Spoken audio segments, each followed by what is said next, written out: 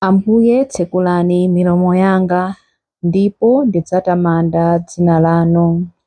Ulemu ukhale kwa Atate ndi kwa Mwana ndi kwa Mzimu Woyera, monga panali poyamba, tsopano ndi masiku onse, ndi pa nthawi zosatha. Amen. Titembenukira kwa Inu, Mulungu wa mafuko onse, wopereka moyo ndiponso gwero la ubwino. Chikondi chanu chili pa mtima wa chilengedwe chonse. Kukhumudwa kwanu kuli pa kusagwirizana pakati pa anthu. Titembenukira kwa Inu kuti tikhululukidwe pakumpachikanso Yesu Khristu pa dziko lapansi. Tikudziwa kuti sitinayesetse konse kwathunthu, kudziyiwala, kukondana wina ndi mnzake kotheratu. Chotsani mtima uliwonse, kunyada ndi kudzidalira. Maganizidwe athu alimbikitsidwe ndi chaulere chofewa. Chotsani pakati pathu zolepheretsa za migwirizano yathu. Lankhulani ku mzimu wa mtundu wonse wa munthu. Tiphunzitseni, Ambuye abwino, kutumikira zosowa za ena. Tithandizeni kupereka mosawerengera zomwe tawononga.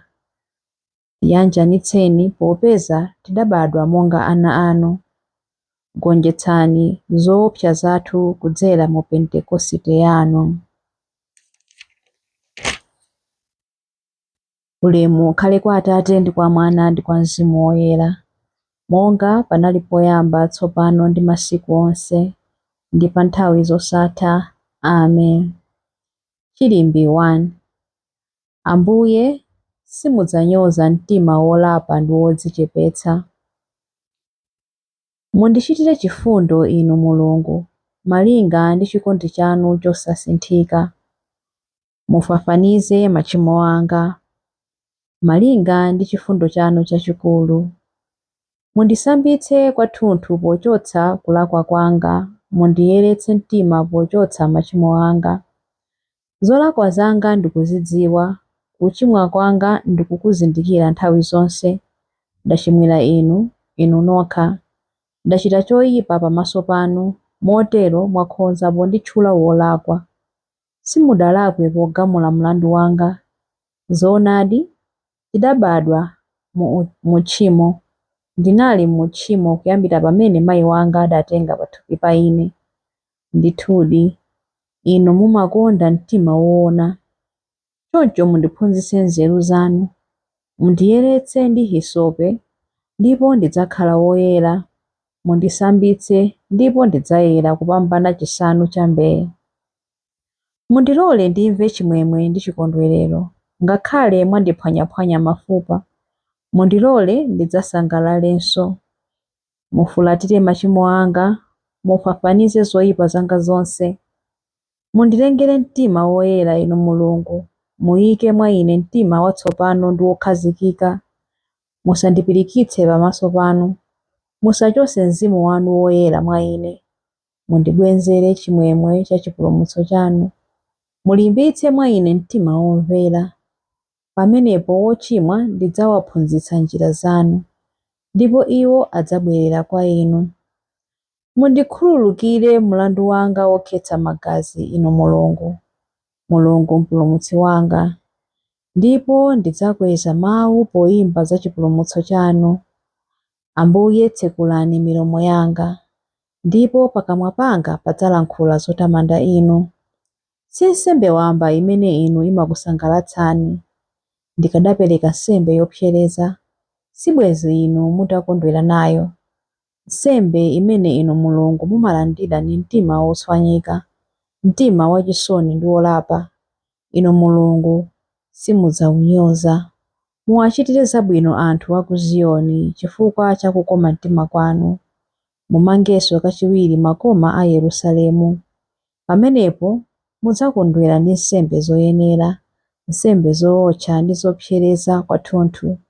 Choncho adzapereka ng'ombe zamphongo pa guwa lanu la nsembe.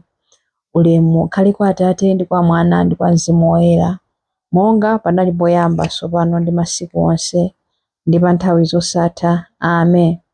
Ambuye simudzanyoza mtima wolapa ndi wodzichepesa. Chilimbi 2. Ambuye ngakhale mutikwiyire, muzikumbukira kutichitira chisoni. Inu chauta ndamva za mbiri yanu, inu chauta ntchito zanu zandiopsa. Muzichitenso masiku anu zikhale zodziwika makono. Ngakhale muli wokwiya, musayiwale chifundo chanu. Mulungu adabwera kuchokera ku Temani, woyera uja adabwera kuchokera ku phiri la Parani. Ulemerero wake udaphimba mlengalenga, dziko lonse lapansi linkamutamanda. Adawala ngati dzuwa, kunyezimira kunkatuluka m'manja mwake, mmene adabisamo mphamvu zake. Mudapita kukapulumutsa anthu anu, mudabwera kudzapulumutsa wozozedwa wanu. Mudapondaponda pa nyanja ndi akavalo anu, ndi madzi amphamvu adavwanduka. Ndipo madzi amphamvu adavwanduka. Izi ndazimva, ndipo thupi langa likunjenjemera mkamwa chifukwa cha phokoso. Mafupa mwazizira ndipo mawondo akuombana. Ndikudikira tsiku la chilango chimene chidzagwere amene akutithira nkhondo. Ngakhale mikuyu ipande kuchita maluwa, mipesa ipande kukhala ndi mphesa, mitengo ya olivi ipande kubala zipatso, minda musaduluke kanthu, ndiponso nkhosa ndi ng'ombe zithe nkhola, komabe kwanga nkukondwerera mwachauta, kwanga nkusangalala chifukwa cha Mulungu mpulumutsi wanga. Ambuye anga chauta ndiwo amandipatsa mphamvu, amalimbitsa miyendo yanga kuti ikhale ngati ya mbawala, kuti ndikafike mpaka pamwamba pa phiri. Ulemu ukhale kwa Atate ndi kwa Mwana ndi kwa Mzimu Woyera, monga panali poyamba, tsopano ndi masiku onse, ndi pa nthawi zosatha. Amen. Ambuye ngakhale mutikwiyire, muzikumbukira kutichitira chisoni. Chilimbi 3. Yerusalemu, lemekeza Ambuye yako. Tamanda chauta iwe Yerusalemu, tamanda Mulungu wako iwe Ziyoni. Paja amalimbitsa mipiringidzo ya zipata zako, amadalitsa anthu amene ali mwa iwe. Amadzetsa mtendere m'malire a dziko lako, amakudyetsa pokupatsa ufa wa tirigu wosalala. Akapereka lamulo pa dziko lapansi, mawu ake amayenda mwaliwiro. Amagwetsa chisanu cha mbee ngati ubweya, amamwaza chipale ngati phulusa, amagwetsa matalala ngati miyala. Kodi ndani angathe kupirira kuzizira kwake? Akalamula kuti zichoke, pomwepo zimasungunuka.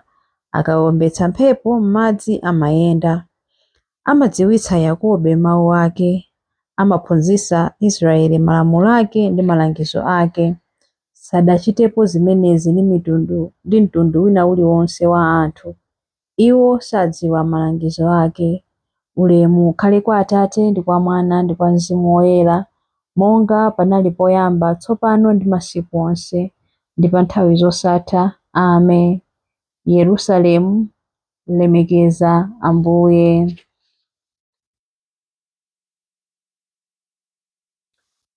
Mawu a Mulungu. Mawu a Mulungu akuchokera mu buku la Yesaya 45 verse 22 mpaka na 23. Inu anthu onse apa dziko lapansi, tembenukirani kwa ine kuti mupulumuke. Paja ine ndine Mulungu, palibenso wina ayi. Ndalumbira dzina langa lomwe, pakamwa panga palankhula moona mawu amene sadzasinthika konse, akuti bondo lililonse lidzandigwadira. Anthu onse adzalumbira potchula dzina langa. Mawu a Ambuye. Tithokoze Mulungu. Chiyankho. Anthu onse adzadalitsidwa mwa iye, abambo ndi amayi a mitundu yonse. Anthu onse adzadalitsidwa mwa iye, abambo ndi amayi a mitundu yonse. Mafuko onse adzavomereza ulemerero wake, abambo ndi amayi a mitundu yonse. Ulemu ukhale kwa Atate ndi kwa Mwana ndi kwa Mzimu Woyera. Anthu onse adzadalitsidwa mwa Iye, abambo ndi amayi a mitundu yonse. Chilimbi cha nyimbo ya Zakariya. Onse amene nthawi ina yake adakunyozani adzabwera ndi kukugwadirani pansi pa mapazi anu. Adalitsike Mulungu, Ambuye Mulungu wa Israeli, wadzayendera anthu ake ndi kuwawombola. Watiukitsira ife mpulumutsi wamphamvu, nyumba ya Davide mtumiki wake, monga adalonjezera ndi milomo ya anthu oyera, iwo amene adali aneneri pa nthawi yakale. Mpulumutsi amene adzatimasula ife kwa adani athu, kumanja a onse amene amadana nafe. Choncho chikondi chake pa makolo athu chakwaniritsidwa, ndiponso pangano chake choyera chakumbukiridwa. Adalumbira kwa Abrahamu atate athu kuti adzatilola ndi ufulu kumantha ndi kupulumutsidwa m'manja mwa adani athu, kuti tithe kumutumikira Iye kuyera ndi mwachilungamo masiku onse a moyo wathu pamaso pake. Kwa iwe mwana wang'ono udzayitanidwa mneneri wa Mulungu wamwambamwamba, udzapita m'tsogolo mwa Ambuye kuti ukakonze njira zake Iye asanabwere, kuti akadziwitse anthu ake za chipulumutso chawo kudzera m'chikhululukiro cha machimo awo onse. Chikondi chokoma cha mtima wa Mulungu wathu, amene amatiyendera ngati m'bandakucha wakumwamba, adzapatsa kuwala anthu amene ali mdima, iwo amene akukhala mu mthunzi wa imfa, ndi kutitsogolera ife mu njira ya mtendere. Ulemu ukhale kwa Atate ndi kwa Mwana ndi kwa Mzimu Woyera, monga panali poyamba, tsopano ndi masiku onse, ndi pa nthawi zosatha. Amen. Onse amene nthawi ina yake adakunyozani adzabwera ndi kukugwadirani pansi pa mapazi anu. Mapemphero. Tiyeni tipereke ulemu kwa Yesu Khristu amene ali kubwera kudzalenga mtima watsopano ndi mzimu watsopano mwa ife. Tikupempha pamene tikunena kuti, ndi mphamvu ya kubadwa kwanu tipangeni ife kukhala anthu atsopano. Mudatenga moyo wathu ndi kutipatsa ife m'malo mwake misteri ya moyo wa Mulungu. Tithandizeni ife kuzindikira misteri za mawu anu ndi Ukaristiya umene mudapereka ku mpingo wanu. Ndi mphamvu ya kubadwa kwanu tipangeni ife kukhala anthu atsopano. Mlengi wa mtundu wa munthu, kudzera mwa Virigo wopanda tchimo, inu mudasanduka munthu. Kudzera m'mapemphero ake tithe kugwira umulungu wanu ndi kuchiritsidwa. Ndi mphamvu ya kubadwa kwanu tipangeni ife kukhala anthu atsopano. Momboli wathu, mudatsikira ku dziko lapansi monga mvula imene idavumba pa dziko la Gidiyoni. Tsopano nyowetsani miyoyo yathu m'madzi amoyo amene akutumphuka kuti atipatse moyo wosatha. Ndi mphamvu ya kubadwa kwanu tipangeni ife kukhala anthu atsopano. Pamene tikondwerera chiyambi cha moyo wanu pa dziko lapansi, tiloleni kuti titsanzire umunthu wanu wangwiro umene mudationetsa pamene mudali pakati pathu. Ndi mphamvu ya kubadwa kwanu tipangeni ife kukhala anthu atsopano. Ndi mphamvu ya kubadwa kwanu tipangeni ife kukhala anthu atsopano pamene tikupemphera kuti, Atate athu muli kumwamba, dzina lanu liyeretsedwe, ufumu wanu udze, kufuna kwanu kuchitidwe, monga kumwamba choncho pansi pano. Mutipatse ife lero chakudya chathu cha lero, mutikhululukire ife zochimwa zathu, monga ifenso takhululukira adani athu. Musatisiye ife m'chinyengo, koma mutipulumutse ife kwa zoyipa. Amen. Pemphero. Atate amphamvu zonse, mudatidziwitsa za kubadwa kwa mpulumutsi kudzera mkuwala kwa nyenyezi.